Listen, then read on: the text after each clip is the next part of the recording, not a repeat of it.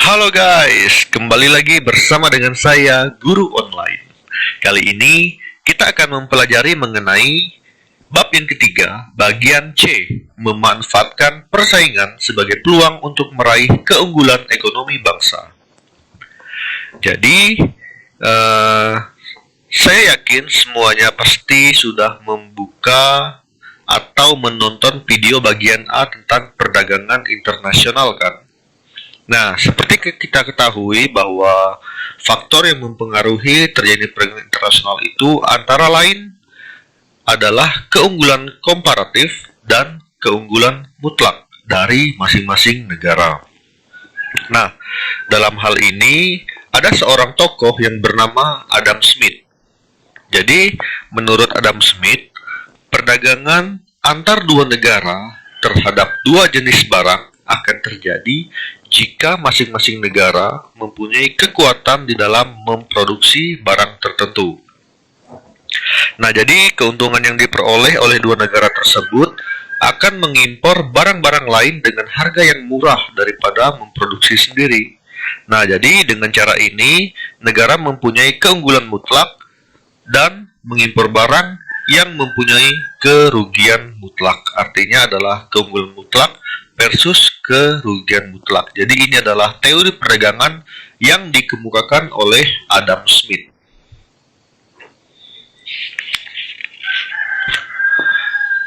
Jadi dalam hal ini, setiap negara pasti akan melakukan spesialisasi dalam hal menghasilkan barang efisien dibandingkan dengan negara lain dan melakukan perdagangan internasional dengan negara lain yang mempunyai spesialisasi produk yang tidak dapat dihasilkan oleh negara lain secara efisien.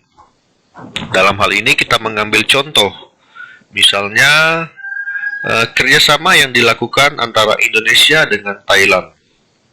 Kerjasama yang dilakukan oleh Indonesia dengan Thailand, di mana kedua negara ini memproduksi dua jenis barang, yaitu pakaian dan tas, dengan asumsi masing-masing negara menggunakan tenaga dan waktu yang digunakan adalah sama.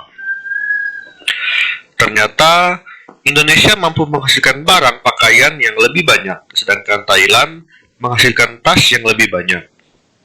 Indonesia memiliki keunggulan mutlak untuk menghasilkan pakaian, sedangkan Thailand memiliki keunggulan mutlak untuk menghasilkan tas. Nah, jadi keunggulan mutlak yang terjadi apabila suatu negara itu dapat menghasilkan komoditas tertentu dengan efisien dibandingkan negara lain. Nah, jadi bisa kita lihat di sini, keunggulan mutlak itu dapat terjadi apabila suatu negara dapat menghasilkan komoditas tertentu dengan lebih efisien dibandingkan negara lain, seperti yang sudah dijabarkan contoh dari negara Indonesia dan Thailand tadi. Seperti itu ya. Nah, sedangkan keuntungan mutlak ini adalah keuntungan yang diperoleh oleh negara karena negara mampu memproduksi barang dengan biaya murah dibandingkan negara lain. Ini adalah keuntungan mutlak. Kemudian ada lagi yang disebut dengan keunggulan komparatif. Jadi keunggulan komparatif itu di mana suatu negara mampu menghasilkan barang dan jasa lebih banyak dengan biaya murah daripada negara lain. Nah, sebagai contoh, di sini Indonesia mampu memproduksi kopi atau sawit secara murah, tetapi tidak mampu memproduksi timah seperti halnya Malaysia yang bisa memproduksi timah dengan murah. Ini artinya Indonesia memiliki keunggulan komparatif dalam hal memproduksi kopi atau sawit, dan Malaysia memiliki keunggulan komparatif dalam memproduksi timah. Keuntungan komparatif yaitu dapat meningkatkan standar kehidupan dan pendapatannya jika negara tersebut melakukan spesialisasi produksi barang atau jasa yang memiliki produktivitas dan efisiensi tinggi.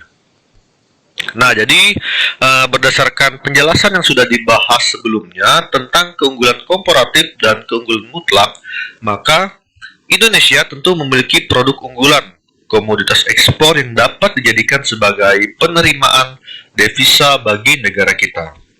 Indonesia dengan kekayaan alam yang melimpah sehingga sebagai pemasok komoditas dunia. Ini adalah harapan kita di mana Indonesia itu bisa menjadi pemasok komoditas dunia. Komoditas unggulan yang dapat memberikan kontribusi bagi pasaran dunia antara lain minyak sawit, karet, kopi robusta, beras, kakao, cengkeh, rempah-rempah, timah, batu bara, emas, tembaga, nikel, bauksit, dan lain-lain. Nah, jadi komoditas unggulan tersebut merupakan hasil pertanian dan perkebunan, hasil tambang dan hasil industri seperti yang kita lihat di gambar yang kita tampilkan ini. Itu dia. Nah, jadi dalam hal ini, keikutsertaan Indonesia di dalam perdagangan internasional ini dapat memberikan manfaat bagi pertumbuhan ekonomi Indonesia. Namun, tantangan yang dihadapi dalam perdagangan internasional dalam era perdagangan bebas akan berdampak yang kurang menguntungkan.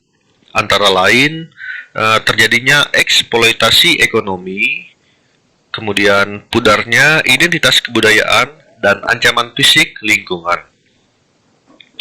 Eksploitasi sumber daya alam ini akan berdampak pada perusakan lingkungan hidup. Kemudian, perdagangan bebas juga bisa membuka akses meluasnya budaya barat di dalam berbagai kehidupan masyarakat Indonesia.